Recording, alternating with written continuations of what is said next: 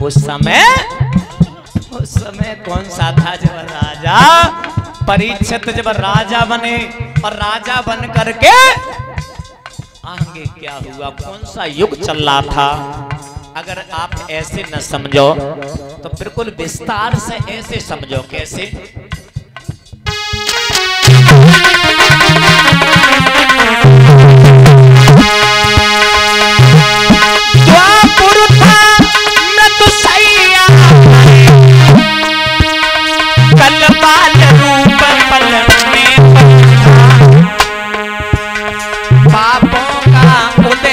हो रहा था, पुण्यों का रवि ढलने पर था।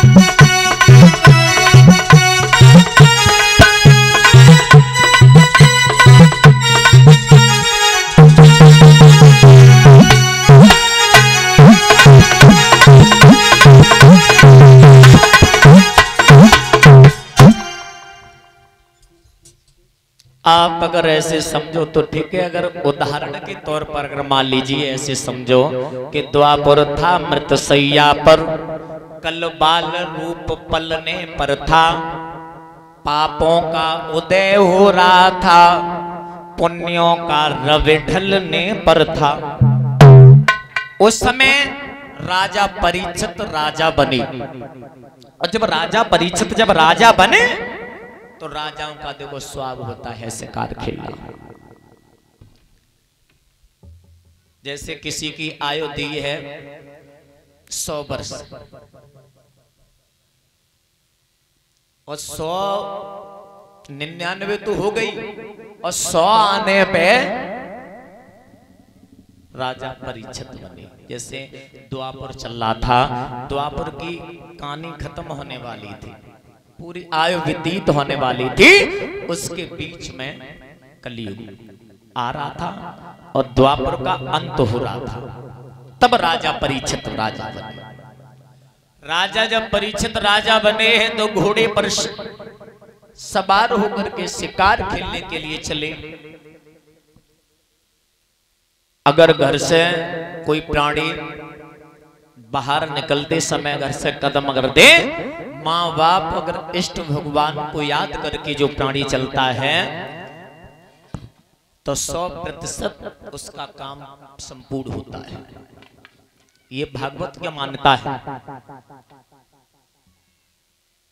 इधर जब राजा शिकार खेलने चले तो माँ बाप को याद किया, अपने इष्ट भगवान को याद किया।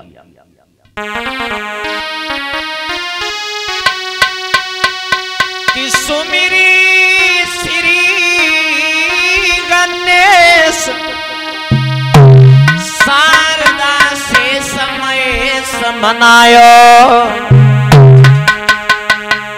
जन मात पिता को सुमिरन करके तेगा ते उठायो।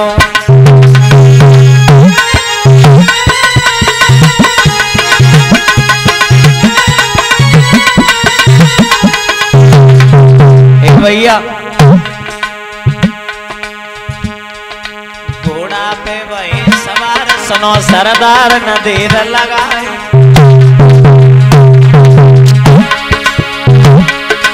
घोड़ा पे वही सवार सुनो सरदार न देर लगाई, न देर लगाई न विलंब लगाई।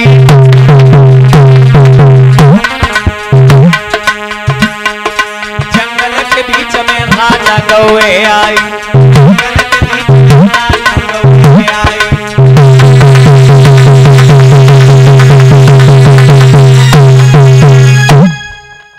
मेरे भैया बियाबान जंगल में जैसे ही राजा का आगमन हुआ, शिकार खेलते रहे, शिकार खेलते रहे, पर मेरे भगवत श्रोताओं कोई शिकार नहीं मिली। जब शिकार जब नहीं मिली तो मेरे भगवत श्रोताओं राजा जो रहे, राजा वापस आ रहे थे घर की तरफ।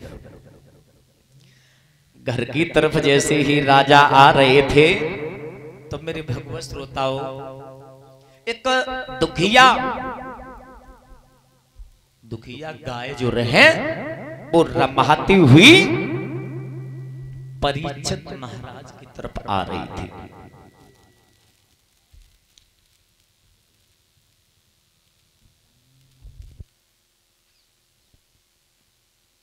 परीक्षित महाराज की तरफ दौड़ती हुई जैसे ही आ रही थी, रमाती हुई। परीक्षित महाराज की जैसे ही नजर पड़ी है, ये रमाती हुई गाय क्यों आ रही है? प्लान चेंज हो गया,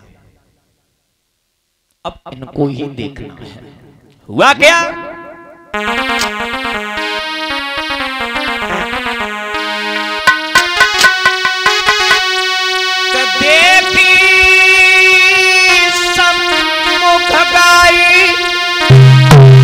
और रही डकराई लगे दुखियारी,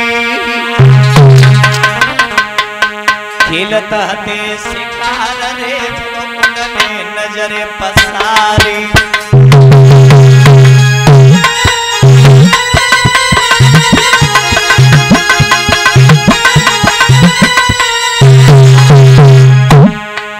ऐसे ही शिकार खेलने के लिए आए पर शिकार कोई नहीं मिली।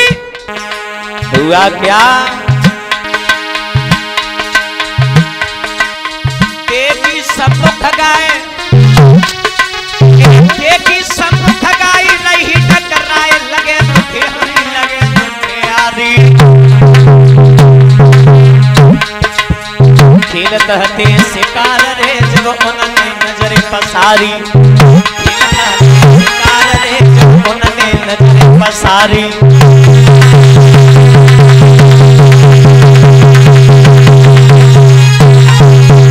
और भैया गाय मां के जैसे ही निकट आए तो जैसे ही देखा है दृश्य, वो दृश्य जब डर से कपत शरीर एक जैसी पीर लगे दुखियारी। डर से कपत शरीर एक जैसी पीर लगे दुखियारी, लगे दुखियारी, लगे दुखियारी। खेलत हते शिकार रे जब उन्होंने नजर पसारी।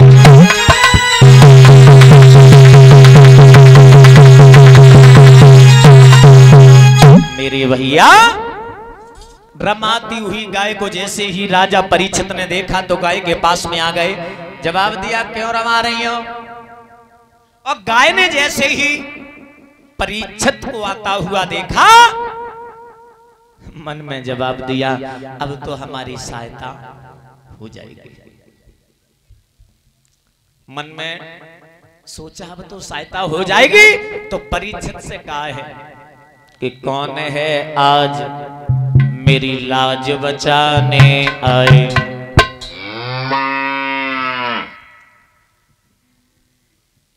धर्म के नाम से बलिदान चढ़ाने आए, देश की लाज की मर्यादा निभाने आए। डूबती नाव को कोई हाथ लगाने आए। कौन है वीर परतंत्र दुखारी मां को और बेड़ियां काट के आजाद बनाने आए। कौन है आज मेरी लाज बचाने आए? कौन हो? परीक्षित ने कहा तुम कौन हो? आप बता दो आप कौन हो? तो परीक्षित ने जवाब दिया मेरा नाम है परीक्षित, मैं यहाँ का राजा हूँ। जवाब दिया राजा? हाँ मैं यहाँ का राजा हूँ, मेरा नाम है परीक्षित।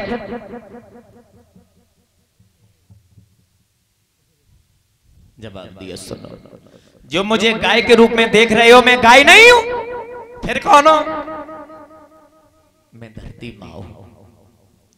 पीछे जो हमारे बैल के रूप में आ रहा है ये बैल नहीं है, फिर कौन है? ये धर्म है। और बैल के पीछे जो आ रहा है काला कलूटा चांडाल, जिसके हाथ में है मूसल, प्रहार करता है तो ब्रह्मांड हिल जाता है। पता है ये कौन है?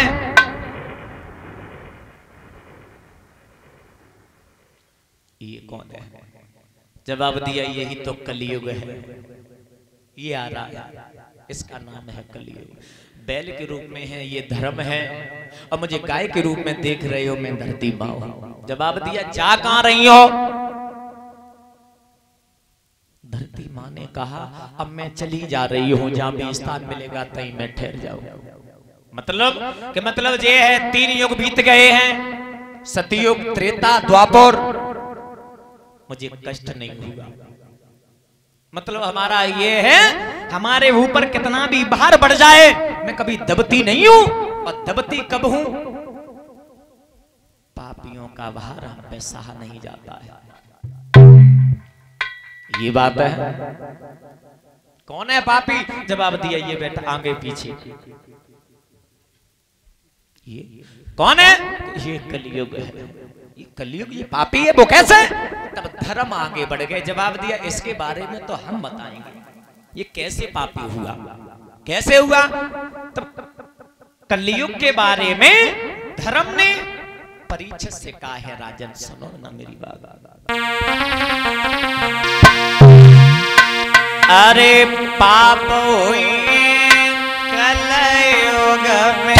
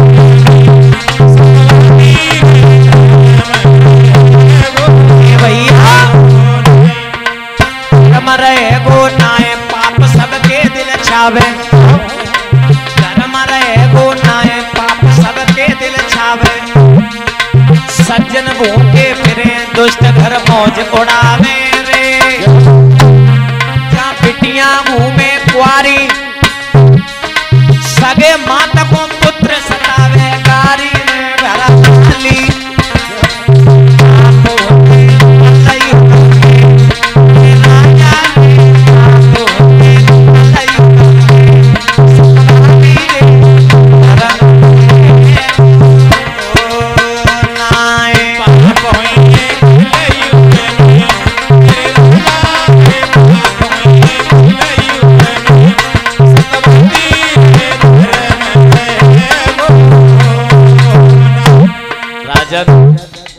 ये तो ये बात रही, अब आगे सुनो आगे क्या होगा। अरे ये कलयुग है, कलयुग है, कलयुग भी आया तो नहीं, आने से पहले ही धर्म ने बता दिया था ये होगा। क्या क्या हो रहा है? के घर की नारी दुखी पुरुष ढूंढे पर नारी, रबनेश घर की नारी दुखी पुरुष ढूंढे पर नारी, अपने पति को छोड़े नारी करे और से यारी रे, ना मंदिर कोई जावे न दिन मंदिर घटे शराब के ठेका दूध गावे। आप हुए कलयुग में राजा रे, आप हुए कलयुग में सतभागी रे, धर्म पाप हुए कलयुग में राजा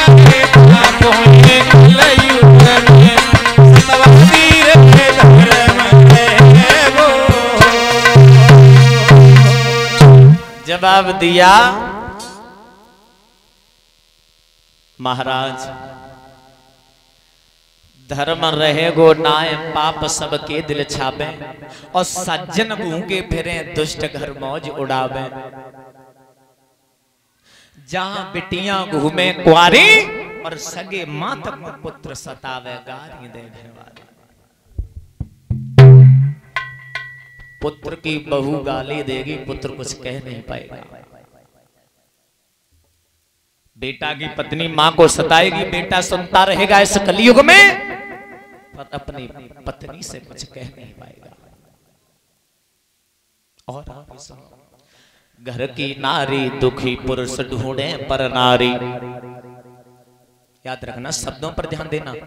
कलयुग ने ये पहले ही बता दिया था, आ नहीं पाया धर्म ने, कलयुग से पहले ही बता दिया। घर की नारी दुखी पुरुष ढूंढे पर नारी, और अपने पति को छोड़े नारे करे और से यारी रे।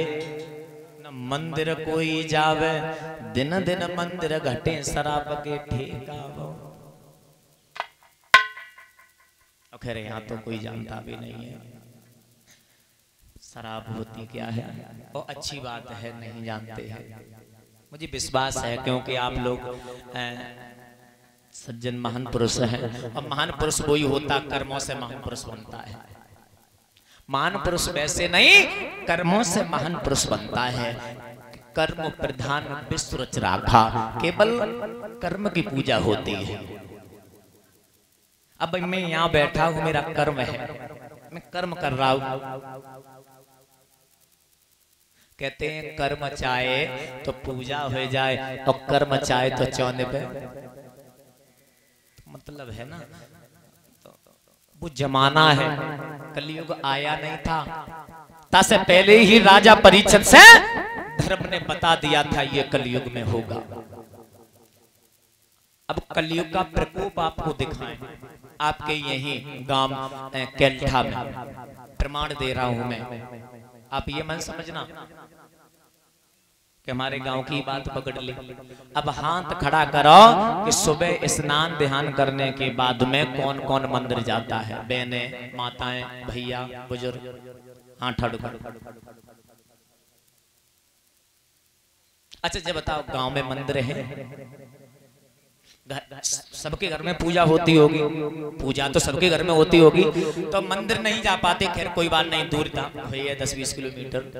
अपने घर मंदिर के सामने कौन पूजा करता है? 5 मिनट, हम ज्यादा नहीं समय ले रहे, 5 मिनट कौन कौन पूजा करते हैं? हाथ ठाड़ू करियो, 1 2। देखो देखा दो नहीं ना, जा नहीं बात मन नहीं कहते हैं, जी नचती तो हम नचले, नचबू आए तो नच, चुप बैठी रहो। 1 2 3 4, ठीक है। अब माताएं, तुम बिटियां, बहनें, गलत बात है। देखो खैर भाइयों की बात ये है, पिताओं समान जो बुजुर्ग बैठे इनकी बात ये है कि मतलब ये मतलब खेती बाड़ी घर गृहस्थी में लगे रहते हो, और तुम्हारा का काम रहा, सवेरे 2 रोटी जालंगा खा लें, 2 रोटी जालंगा खा लें, पूरे दिन पर धरे रहो, पूरे दिन धरे रहो। तो पूजा कर लियो करो तो का हो जाए। आज से पूजा करे हो